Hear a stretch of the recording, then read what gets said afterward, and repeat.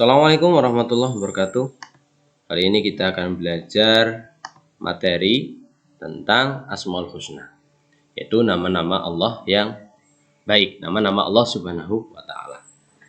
Ada 99 nama Allah yang disebutkan di dalam Al-Qur'an yang dikenal dengan istilah Asmaul Husna. Hari ini kita belajar dua, yang pertama Al-Qawi, yang kedua Al-Qayyum. Nah, kita masuk ke materi. Apa sih Asmaul Husna? Begitu kan? Sebelum kita masuk ke Al-Hayyu, Al-Qayyum, dan Al-Qawi. Asmaul Husna adalah nama Allah yang baik.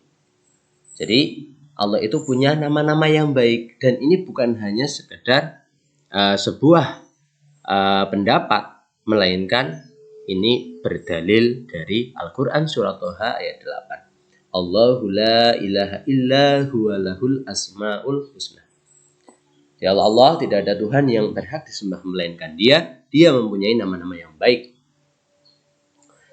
Ini sebuah pembiasaan yang sering kita lakukan di madrasah kita. Setiap pagi ketika peserta didik berdoa, setelah berdoa mereka kemudian akan melantunkan nazam Asmaul Husna.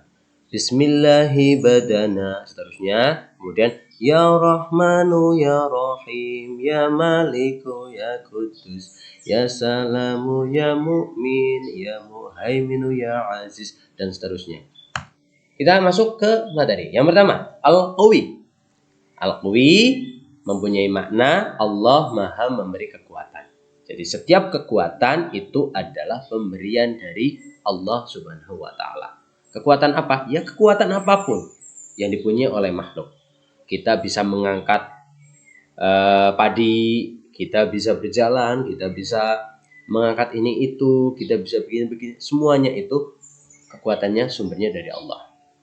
Dalam Al-Quran surat Al-Kahfi ayat 39, walaula iddakhal jannata qulta ma sya Allah la quwwata illa billah in tarani ana aqalla minka malau wa walada.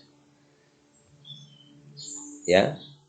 Jadi dan mengapa kamu tidak mengatakan waktu kamu memasuki kebun di sini jannah maksudnya surga, kebun dengan banyak sekali sesuatu yang mengherankan.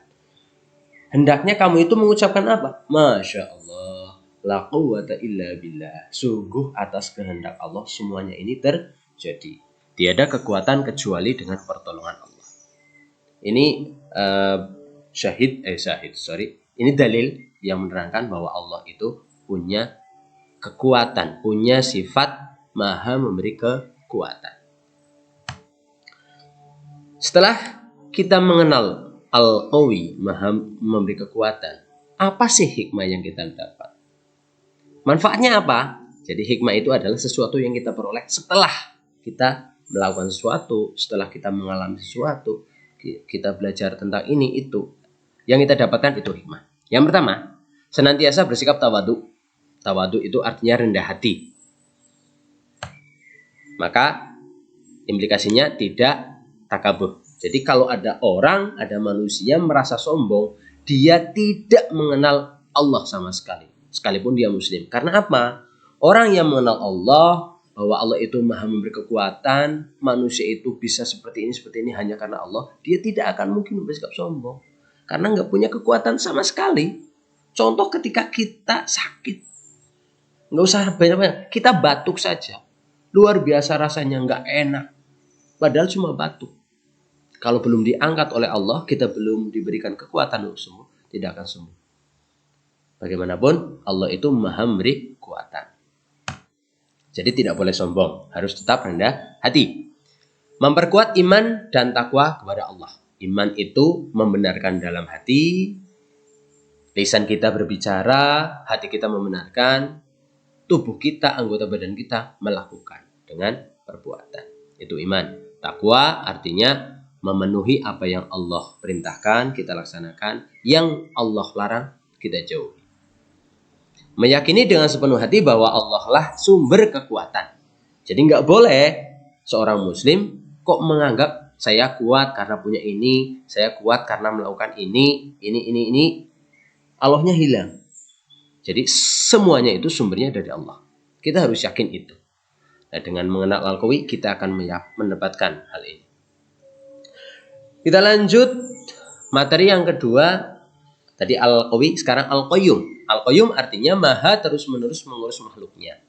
Dalam Quran surat Al-Baqarah ayat 255 disebutkan, ya, kita lebih familiar itu bukan surat Al-Baqarah ayat 255, tapi dengan ayat kursi gitu ya.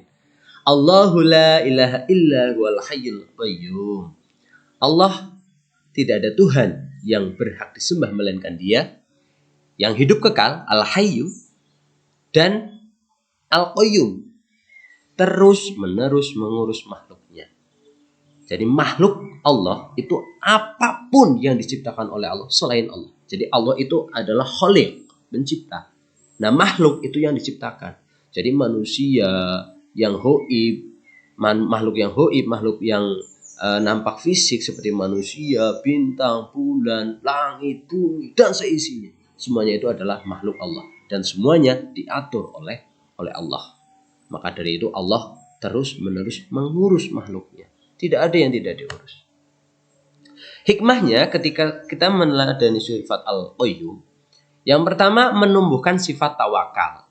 Berserah diri kepada Allah dan optimis. Jadi kita akan tawakal, berpasrah kepada Allah. Kita manusia sudah berusaha, sudah berikhtiar semaksimal mungkin, kita bertawakal. Itu yang disebut dengan tawakal. Yang kedua optimis, kita pede dengan diri kita. Kenapa? Karena kita yakin kita punya Allah. Saya akan diurus oleh Allah. Jadi pede, percaya diri, bukan pesimis. Yang kedua meyakini bahwa Allah memperhatikan hidupnya. Karena Allah lah maha pengatur makhluk. Ya, jadi ketika dia yakin, maka akan tumbuh sifat pede, sifat optimis, gigih, dan lain sebagainya. Sikap-sikap yang positif. Kemudian mendapatkan ketentraman batin dengan banyak berzikir kepadanya. Kalau orang batinnya tentram, hidupnya pasti mudah.